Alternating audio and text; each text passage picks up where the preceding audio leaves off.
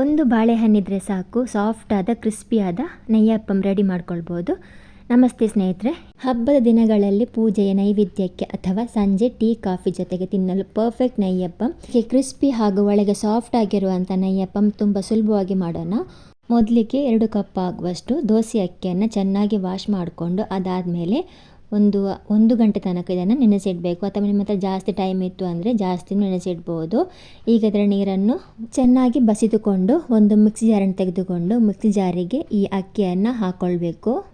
ಈಗ ಒಂದು ಬಾಳೆಹಣ್ಣು ಹಾಕ್ಕೊಳ್ಬೇಕು. ಸೊ ಬಾಳೆಹಣ್ಣು ಜಾಸ್ತಿ ಹಣ್ಣಾಗಿದ್ದರೆ ಚೆನ್ನಾಗಿರುತ್ತೆ. ಈಗ ಒಂದು ಬಾಳೆಹಣ್ಣು ಸಿಪ್ಪೆ ತೆಗೆದುಕೊಂಡು ಈ ಬಾಳೆಹಣ್ಣು ಕಟ್ ಮಾಡ್ಕೊಂಡು ಇದಕ್ಕೇ ಹಾಕ್ಕೊಳ್ಬೇಕು ಜಾರಿಗೆ. ಈ ಬಾಳೆಹಣ್ಣನ್ನು ಹಾಕೋದ್ರಿಂದ ನೆಯ್ಯಪ್ಪಂ ಕ್ರಿಸ್ಪಿ ಹಾಗೂ ಸಾಫ್ಟ್ ಆಗಿರುತ್ತೆ. ಈಗ ಅರ್ಧ ಕಪ್ ಆಗುವಷ್ಟು ಬೆಲ್ಲದ ಪೌಡ್ರನ್ನು ಹಾಕ್ಕೊಳ್ಬೇಕು. ಸೊ ನೀವಿಲ್ಲಿ ಬೆಲ್ಲವನ್ನು ತಗೊಳ್ಳೋದಾದರೆ ಬೆಲ್ಲವನ್ನು ಸ್ವಲ್ಪ ಸೋಸ್ಕೊಂಡು ಅಂದರೆ ಕರಗಿಸ್ಕೊಂಡು ಅದಾದಮೇಲೆ ಸೋಸ್ಕೊಂಡು ಮಿಕ್ಸಿ ಜಾರಿಗೇ ಹಾಕ್ಕೊಳ್ಬೇಕು. ಈ ಥರ ಮಾಡ್ಕೊಂಡು ನೀವು ಬೆಲ್ಲವನ್ನು ಹಾಕ್ಕೊಳ್ಬೇಕು. ಬೆಲ್ಲದ ಪೌಡರ್ ಇದ್ದರೆ ಡೈರೆಕ್ಟ್ ನೀವು ಬೆಲ್ಲದ ಪೌಡರನ್ನು ಇದಕ್ಕೇ ಹಾಕ್ಕೊಳ್ಬೇಕು. ಅರ್ಧ ಕಪ್ ತೆಂಗಿನಕಾಯಿ ತುರಿ ಹಾಗೆ 2 ಏಲಕ್ಕಿಯನ್ನು ಹಾಕ್ಕೊಳ್ಬೇಕು. ಹಾಕ್ಕೊಂಡು ಇದಕ್ಕೆ ಎಷ್ಟು ನೀರು ಬೇಕು, ಜಾಸ್ತಿ ನೀರು ಹಾಕ್ಕೊಳ್ಬಾರ್ದು, ಒಂದು ಅರ್ಧ ಗ್ಲಾಸ್ ಆಗುವಷ್ಟು ನೀರು ಹಾಕ್ಕೊಂಡ್ರೆ ಸಾಕು. ಇನ್ನು ಬೆಲ್ಲದ ಪಾಕ ನೀವು ಹಾಕ್ಕೊಳ್ಳೋದಾದರೆ ನೀರನ್ನು ಹಾಕ್ಕೊಳ್ಬಾರ್ದು, ಬೆಲ್ಲದ ಪಾಕದಲ್ಲೇ ಇದನ್ನು ಗ್ರೈಂಡ್ ಮಾಡ್ಕೊಳ್ಬೇಕು. ಈಗ ನೈಸಾಗಿ ಇದನ್ನು ಗ್ರೈಂಡ್ ಮಾಡ್ಕೊಳ್ಬೇಕು. ನೋಡಿ ಇಲ್ಲಿ ನೈಸಾಗಿ ಗ್ರೈಂಡ್ ಮಾಡ್ಕೊಂಡಿದ್ದೇನೆ. ಈ ಥರ ನೈಸಾಗಿ ಗ್ರೈಂಡ್ ಮಾಡ್ಕೊಳ್ಬೇಕು. ನಾನಿಲ್ಲಿ ಸ್ವಲ್ಪ ಬೆಲ್ಲವನ್ನು ಕಡಿಮೆನೇ ಹಾಕ್ಕೊಂಡಿದ್ದೀನಿ. ಯಾಕಂತ ಹೇಳಿದರೆ ಇಲ್ಲಿ ನಮಗೆ ಸ್ವಲ್ಪ ಸಿಹಿ ಕೂಡ ಕಡಿಮೆ, ಆದ್ದರಿಂದ ಅರ್ಧ ಕಪ್ ಮಾತ್ರ ತಗೊಂಡಿದ್ದೇನೆ ಬೆಲ್ಲ. ನೀವಿಲ್ಲಿ 1.5 ಕಪ್ ಆಗುವಷ್ಟು ನೀವು ಬೆಲ್ಲವನ್ನು ತೆಗೆದುಕೊಳ್ಬೇಕಾಗುತ್ತೆ. ನಿಮಗೆ ಜಾಸ್ತಿ ಸಿಹಿ ಬೇಕು ಅಂತಿದ್ದರೆ 1.5 ಕಪ್ ಆಗುವಷ್ಟು ನೀವು ಬೆಲ್ಲವನ್ನು ತೆಗೆದುಕೊಳ್ಬೇಕಾಗುತ್ತೆ. ಈಗ ಸ್ವಲ್ಪ ಮಿಕ್ಸಿ ಜಾರಿಗೆ ಸ್ವಲ್ಪ ನೀರನ್ನು ಹಾಕ್ಕೊಂಡು ಅದೇ ನೀರನ್ನು ಈ ಬ್ಯಾಟ್ರಿಗೆ ಹಾಕ್ಕೊಳ್ಬೇಕು. ಹಾಗೆ 1 ಸ್ಪೂನ್ ಬಿಳಿ ಎಳ್ಳನ್ನು ಹಾಕೋತಿದ್ದೇನೆ. ನಿಮ್ಮ ಹತ್ರ ಕಪ್ಪು ಎಳ್ಳು ಇತ್ತಿದ್ರೆ ಅದನ್ನು ಹಾಕ್ಕೊಳ್ಬೋದು. ಈಗ 1 ಚಿಟಿಕೆ ಆಗುವಷ್ಟು ಬೇಕಿಂಗ್ ಸೋಡಾವನ್ನು ಹಾಕ್ಕೊಳ್ಬೇಕು. ಹಾಗೆ ಸ್ವಲ್ಪ ಉಪ್ಪನ್ನು ಕೂಡ ಹಾಕ್ಕೊಳ್ಬೇಕು. ಉಪ್ಪು ಜಾಸ್ತಿ ಹಾಕ್ಕೊಳ್ಳೋಕೆ ಹೋಗಬಾರ್ದು, ಸ್ವಲ್ಪವೇ ಹಾಕ್ಕೊಂಡ್ರೆ ಸಾಕಾಗುತ್ತೆ. 1 ಚಿಟಿಕೆ ಆಗೋಷ್ಟು ಉಪ್ಪನ್ನು ಹಾಕ್ಕೊಂಡ್ರೆ ಸಾಕು. ಇದು ಸಿಹಿಯನ್ನು ಬ್ಯಾಲೆನ್ಸ್ ಮಾಡಲಿಕ್ಕೋಸ್ಕರ ಹಾಕ್ಕೊಳ್ಳೋದು. ಉಪ್ಪು ಹಾಕ್ಕೊಂಡು ಚೆನ್ನಾಗಿ ಮಿಕ್ಸ್ ಮಾಡ್ಕೊಳ್ಬೇಕು. ನೋಡಿ ಈ ಬ್ಯಾಟರ್ ಸ್ವಲ್ಪ ತಿಕ್ಕಾಗಿಯೇ ಇರಬೇಕು, ಇದಕ್ಕೆ ನೀರನ್ನು ಸೇರಿಸ್ಕೋಬಾರ್ದು. ಬ್ಯಾಟರ್ ತಿಕ್ಕಾಗಿಯೇ ಇರಬೇಕು. ನಾನು ನಿಮಗೆ ಇಲ್ಲಿ ತೋರಿಸ್ತೇನೆ ಕನ್ಸಿಸ್ಟೆನ್ಸಿ ಹೇಗೆ ಇರಬೇಕು ಅಂತ. ಸೊ ಈಗ ಚೆನ್ನಾಗಿ ಇದನ್ನು ಮಿಕ್ಸ್ ಮಾಡ್ಕೊಳ್ಬೇಕು. ಹಾಗೆ ನೀವೇನಾದರೂ ನಮ್ಮ ಚಾನಲ್ ಸಬ್ಸ್ಕ್ರೈಬ್ ಮಾಡದೆ ನೋಡ್ತಾ ಇದ್ದರೆ ಪ್ಲೀಸ್ ಸಬ್ಸ್ಕ್ರೈಬ್ ಮಾಡಿ. ವಿಡಿಯೋ ಇಷ್ಟ ಆದರೆ ಒಂದು ಲೈಕ್ ಹಾಗೂ ಶೇರ್ ಮಾಡೋದನ್ನು ಮರಿಬೇಡಿ. ಸೊ ನೀವಿಲ್ಲಿ ನೋಡ್ಬೋದು ಕನ್ಸಿಸ್ಟೆನ್ಸಿ ಈ ಥರ ಇರಬೇಕು, ತಿಕ್ಕಾಗಿಯೇ ಇರಬೇಕು. ನೋಡ್ಬೋದು ನೀವು ಇಲ್ಲಿ ಇದಕ್ಕೆ ನೀರೇನು ಹಾಕ್ಕೊಳ್ಳಬಾರ್ದು. ನೋಡಿ ಈ ರೆಸಿಪಿಯಲ್ಲಿ ನಾವು ಕಪ್ ಅಳತೆಯನ್ನು ಬಳಸಿರೋದ್ರಿಂದ ಯಾರೇ ಮಾಡಿದ್ರು ಮೊದಲ ಪ್ರಯತ್ನದಲ್ಲೇ ಸೂಪರಾಗಿ ಬರ್ತದೆ.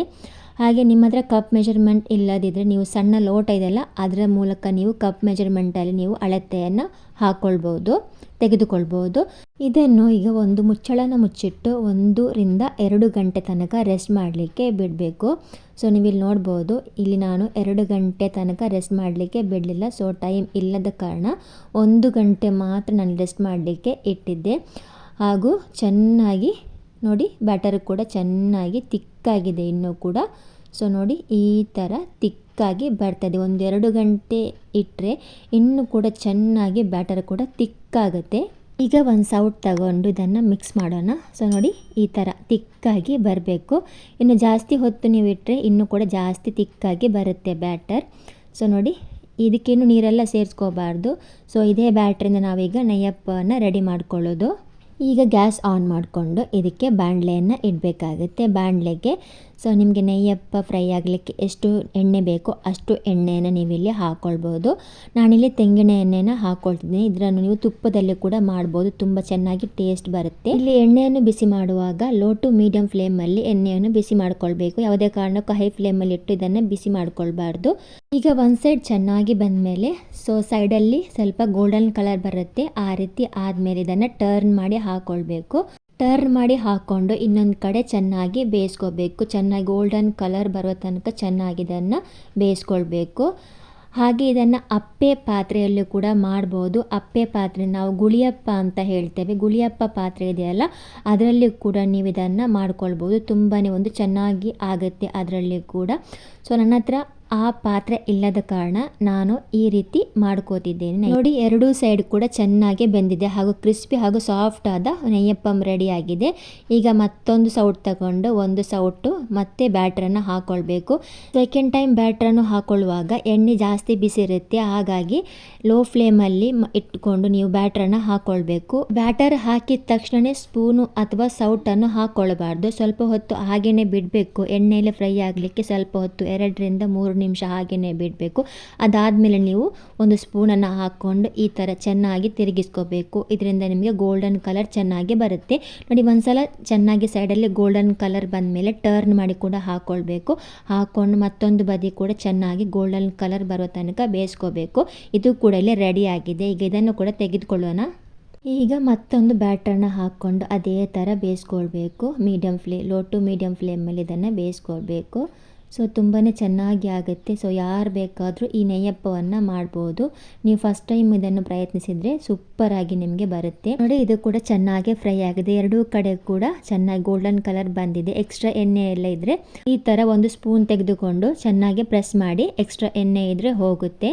ಮನೆಯಲ್ಲಿ ಒಂದು ಬಾಳೆಹಣ್ಣಿದ್ರೆ ಸೂಪರಾದ ನೆಯ್ಯಪ್ಪಂ ರೆಡಿ ಮಾಡ್ಬೋದು. ಒಳಗೆ ಸಾಫ್ಟ್ ಹಾಗೆ ಹೊರಗೆ ಕ್ರಿಸ್ಪಿ ಆಗಿರುವಂತಹ ನೆಯ್ಯಪ್ಪಂನ ತುಂಬ ಸುಲಭವಾಗಿ ಮಾಡ್ಬೋದು. ಸೊ ನೋಡಿ, ನೆಯ್ಯಪ್ಪಂ ರೆಡಿ ಆಗಿದೆ. ಒಂದು ಬಾಳೆಹಣ್ಣಿದ್ರೆ ಡಿಫ್ರೆಂಟಾಗಿ ನಾವು ನೆಯ್ಯಪ್ಪಮನ್ನು ರೆಡಿ ಮಾಡ್ಕೊಳ್ಬೋದು. ಒಳಗೆ ಮೃದು ಹಾಗೂ ಒಳಗೆ ಕ್ರಿಸ್ಪಿ ಆಗಿರುವಂತಹ ನೆಯ್ಯಪ್ಪಂ ರೆಡಿ ಮಾಡ್ಕೊಳ್ಬೋದು. ಸೊ ನೀವಿಲ್ಲಿ ನೋಡ್ಬೋದು ಹೇಗೆ ಸಾಫ್ಟ್ ಇದೆ ಅಂತ ಒಳಗೆ, ಹಾಗೆ ಸೈಡ್ ಕೂಡ ತುಂಬಾ ಕ್ರಿಸ್ಪಿಯಾಗಿದೆ. ಈ ಥರ ಆದರೆ ತುಂಬಾ ಚೆನ್ನಾಗಿ ಆಗುತ್ತೆ ಹಾಗೂ ಮಕ್ಕಳು ಕೂಡ ತುಂಬಾ ಇಷ್ಟಪಟ್ಟು ಇದನ್ನು ತಿಂತಾರೆ. ಹೆಲ್ದಿ ಆಗಿರುವಂಥ ರೆಸಿಪಿ. ಈ ಥರ ಕ್ರಿಸ್ಪಿ ಆಗಿದ್ರೆ ಮಕ್ಕಳು ಕೂಡ ತುಂಬಾ ಇಷ್ಟಪಟ್ಟು ಇದನ್ನು ತಿಂತಾರೆ. ಒಂದ್ಸಲ ನೀವು ಇದನ್ನು ಟ್ರೈ ಮಾಡಿ ನೋಡಿ ಮನೆಯಲ್ಲಿ. ಟೀ ಕಾಫಿ ಜೊತೆಗೂ ಸೂಪರ್ ಆಗಿರುತ್ತೆ. ಒಂದ್ಸಲ ಇದನ್ನು ಟ್ರೈ ಮಾಡಿ. ಈ ವಿಡಿಯೋ ನಿಮಗೆ ಇಷ್ಟ ಆದರೆ ಒಂದು ಲೈಕ್ ಮಾಡಿ, ನಿಮ್ಮ ಫ್ಯಾಮಿಲಿ ಫ್ರೆಂಡ್ಸ್ ಜೊತೆ ಶೇರ್ ಮಾಡಿ. ಇಂತಹ ಇನ್ನಷ್ಟು ರುಚಿಕರ ಮತ್ತು ಸುಲಭ ಕನ್ನಡ ರೆಸಿಪಿಗಳಿಗಾಗಿ ನಮ್ಮ ಚಾನಲನ್ನು ಸಬ್ಸ್ಕ್ರೈಬ್ ಮಾಡಿ ಮತ್ತು ಪಕ್ಕದಲ್ಲಿರುವ ಬೆಲ್ ಐಕಾನ್ ಪ್ರೆಸ್ ಮಾಡಿ. ಇನ್ನೊಂದು ಹೊಸ ರೆಸಿಪಿ ಜೊತೆ ಸಿಗೋಣ. Thanks for the watching.